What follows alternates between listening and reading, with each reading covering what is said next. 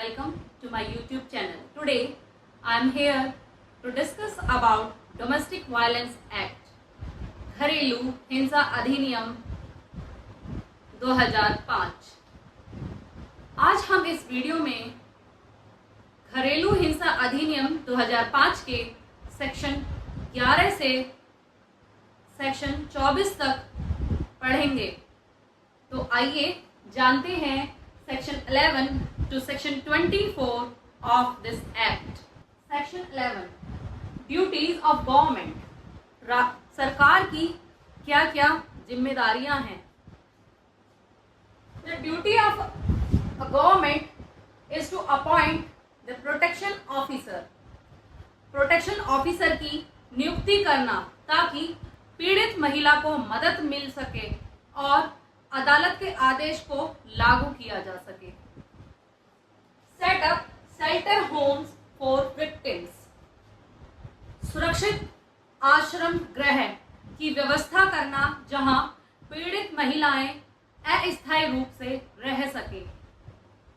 Provide medical facilities for women in distress, medical facility उपलब्ध कराना जहां पीड़ित को जरूरत पड़ने पर तुरंत इलाज मिल सके।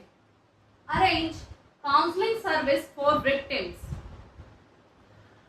पीड़ित महिलाओं के लिए काउंसलिंग सर्विस प्रोवाइड कराना जिससे महिलाओं को मानसिक और भावनात्मक सहारा मिल सके। Public awareness about domestic violence and right of women, जनता को जागरूक करना, पब्लिसिटी जैसे स्कूलों में, कॉलेजेस में और समुदायों को घरेलू हिंसा के खिलाफ प्रशिक्षण और जानकारी देना। Publicity can be done through TV, social media, through newspaper etcetera. Train police officers, judicial officers and service provider regarding this act.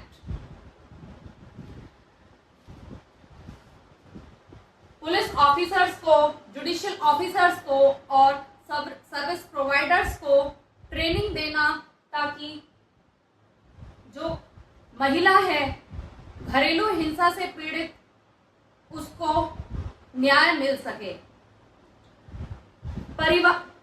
प्रभावित महिलाओं की सहायता के लिए एनजीओ और सेवा प्रदाताओं को सूची देना या उनकी सूची बनाना जिन्हें जरूरत पड़ने पर मदद के लिए बुलाया जा सके। Section 12 application to magistrate, who can file application to magistrate. The aggrieved person और a woman herself can file an application to magistrate.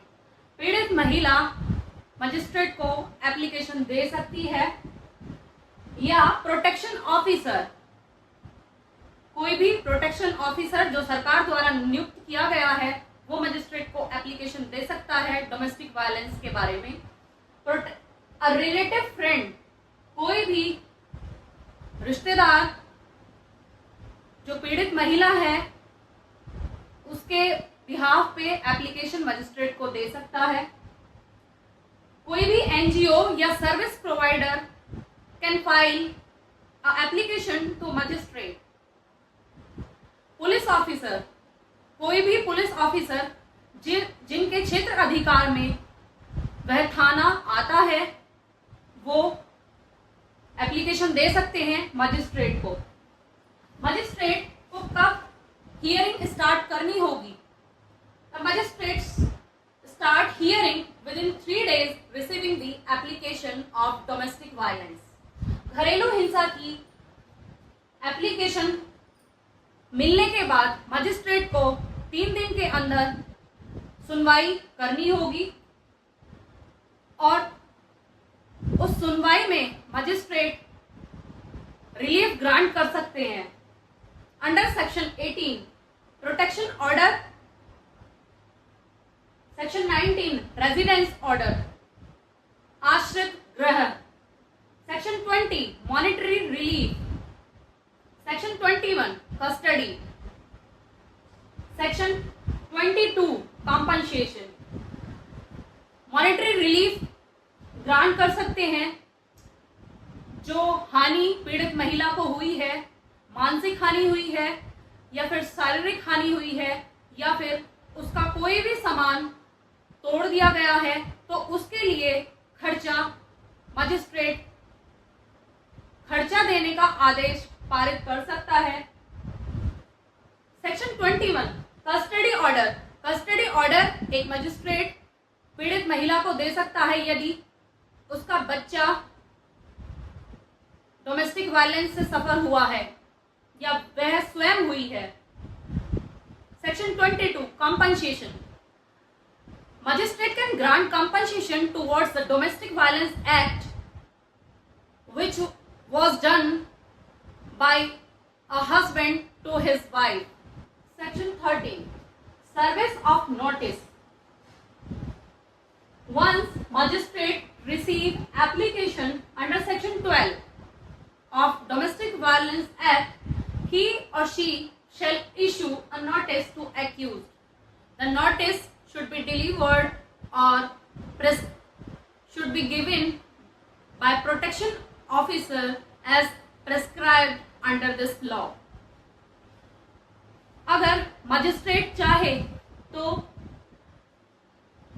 पति को या उसके ससुराल वालों को नोटिस जारी कर सकता है। The notice must be served to the accused within 2 days from the date of receipt by protection officer.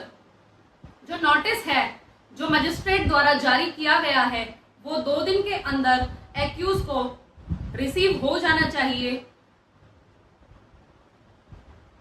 The date of receipt by protection officer. Section 14 counseling.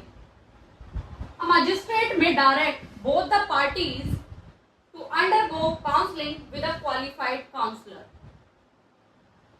अगर मजिस्ट्रेट चाहे तो हियरिंग के बीच में दोनों पार्टीज को, रेस्पोंडेंट को और जो एग्री पर्सन है उसको या फिर जो वुमेन है उसके ससुराल वालों को या उसके रिलेटिव्स को काउंसलिंग के लिए भेज सकता है ताकि जो दोनों के बीच में विवाद है उसे सुलझाया जा सके।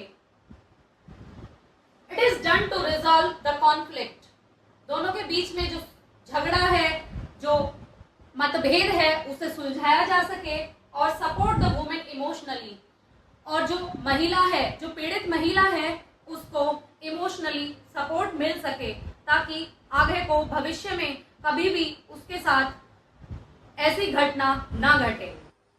Section 15 assistance of welfare expert, कल्याण विशेषज्ञ की सहायता। A magistrate may take help of a welfare expert. Magistrate यदि चाहे तो कल्याण विशेषज्ञ की सहायता ले सकता है for child development and women rights, महिला के अधिकार के बारे में और बच्चे के कल्याण के बारे में। The expert may give opinions, suggestions towards the domestic violence and towards the protection of women rights and towards the child development. Section 16 proceedings to be held in camera. जो कार्यवाही है वो बंद कमरे में भी की जा सकती है। If magistrate thinks suitable to do proceedings in camera, then the proceedings should be done in camera.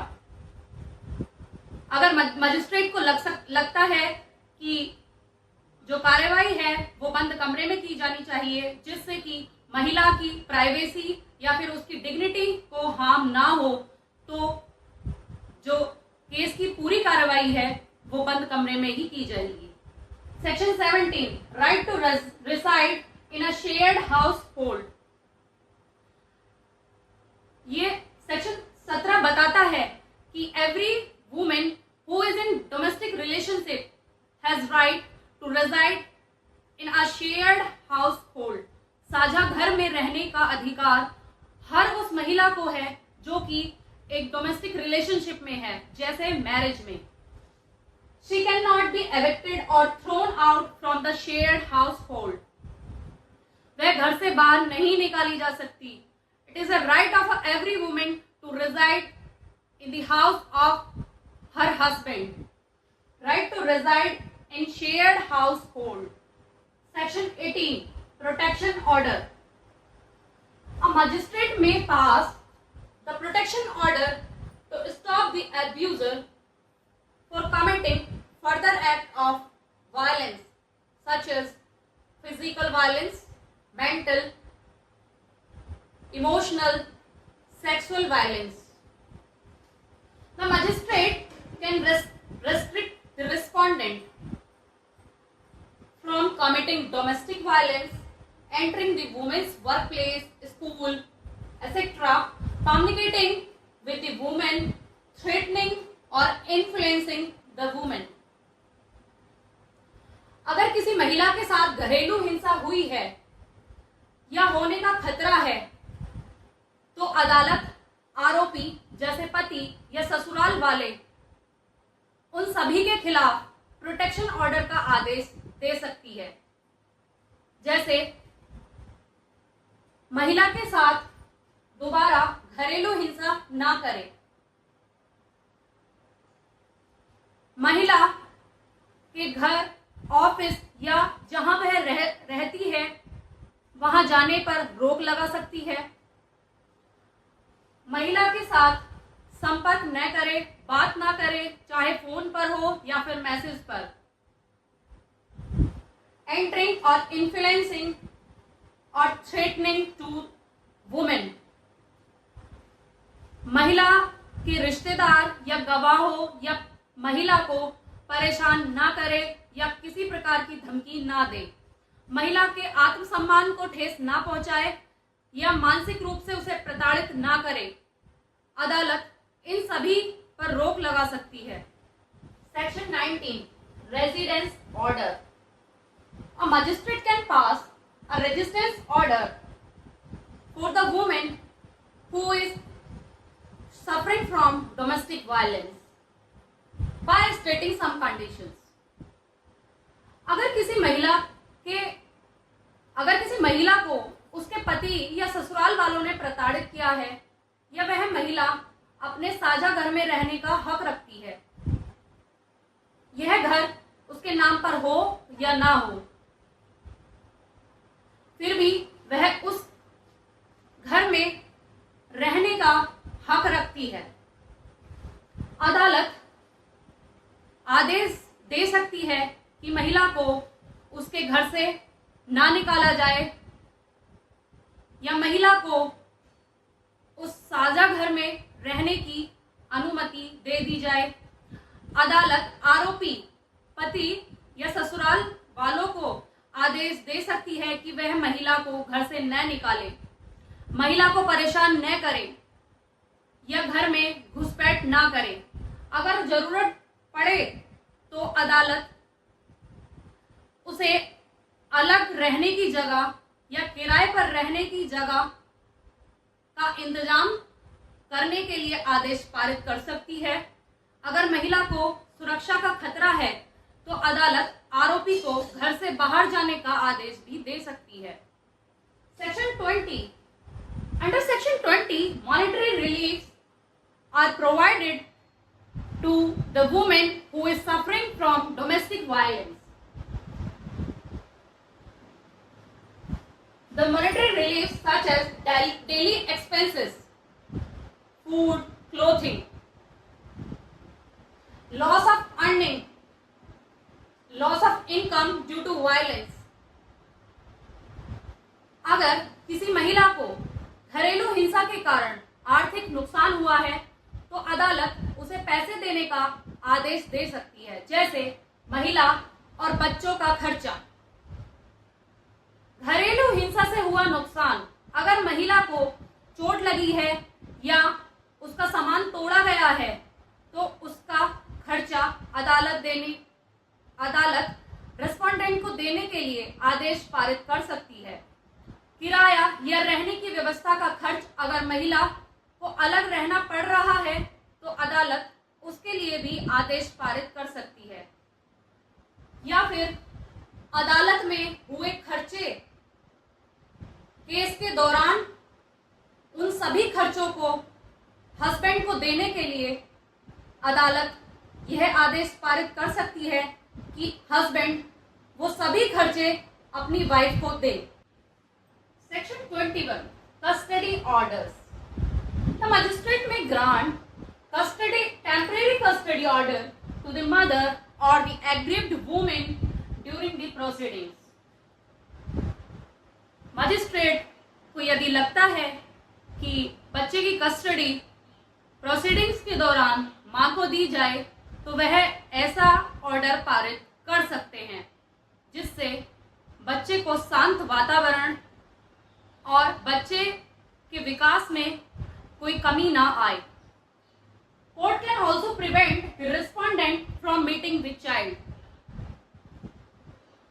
यदि न्यायालय को लगता है कि जो रेस्पोंडेंट है उसको बच्चे से मिलने ना दिया जाए तो कोर्ट ऐसा आदेश भी पारित कर सकती है जिससे बच्चे के विकास में वृद्धि में कोई कमी ना हो। Section 22 compensation order। A magistrate may grant order to pay compensation and damage to aggrieved woman who is suffering from domestic violence। This is for mental torture, emotional suffering, physical injuries, destruction of property, any other harm caused by violence। ये अगर उसे कोई मानसिक हानि हुई है या फिर उसे भावनात्मक चोट पहुंची है या फिर कोई शारीरिक चोट लगी है या उसके स्त्री धन को कोई नुकसान हुआ है, उसकी निजी प्रॉपर्टी को कोई नुकसान हुआ है या फिर कोई और हार्म, कोई और चोट या फिर कोई और प्रताड़ना उसे दी गई है डोमेस्टिक वायलेंस के थ्रू, तो मजिस्ट्रेट कंपनसेशन ऑर्डर दे सकते हैं। मजिस्ट्रेट हस्बैंड को बोल सकते हैं कि आप इस चीज के लिए जो एग्रीव्ड वुमेन है उसे कंपनसेशन दे। Section 23 power to grant interim and ex parte order. A magistrate has a power to grant interim or ex parte order to the aggrieved woman। Interim orders for temporary relief and ex parte order without hearing the respondent। Which kinds of order a magistrate has to pass? They are protection order under section 18, residence order under section 19, monetary relief under section 20 and custody order under section 21। The magistrate have power to pass ex parte and interim order to give speedy justice to the woman who is suffering from violence from her husband। Section 24 gives right to accused or aggrieved woman to take free copy of the order। Section 24 कहता है कि court to give copies of order free of cost to aggrieved woman who is suffering from domestic violence and the respondent who is accused means husband and the protection officer or the police officer in charge of the local area in which the jurisdiction of domestic violence occurs। Thank you. If you like my video, do share and subscribe.